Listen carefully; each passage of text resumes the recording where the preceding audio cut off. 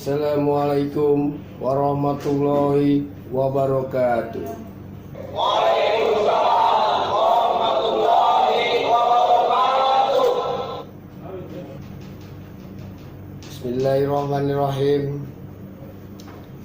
Alhamdulillahirabbil alamin. Wassalatu wassalamu ala asrofil anbiya'i wal mursalin Sayyidina wa maulana Muhammadin wa ala alihi wa ashabir mujahirin at-thahirin, amma ba'du. Saudara hadirin kaum muslimin rahimakumullah.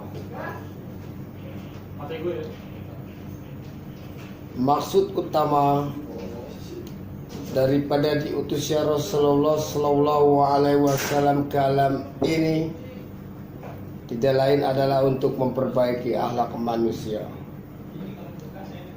14 abad yang lalu, dari sebuah kota kecil yang tidak ada dalam peta, apalagi di Dena, di Jakarta, lahir sebuah proyek raksasa, proyek memperbaiki akhlak dunia. Di tengah-tengah dunia ketika saat itu Eropa masih biadab, Afrika sungguh sangat terbelakang, Asia belum dikenal orang. Dalam semenanjung Arabia, dari berbagai aspek kehidupannya dikenal sebagai masyarakat jahiliyah. 13 tahun pertama dari periode perjuangan Mekah, apa yang dilakukan oleh baginda Rasul?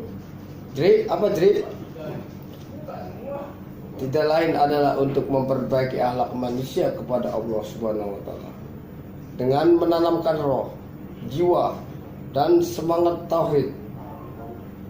Kita tahu pada saat itu masyarakat jahiliyah menyembah batu, menyembah patung, menyembah berhala yang dibuat dengan kekayaannya masing-masing.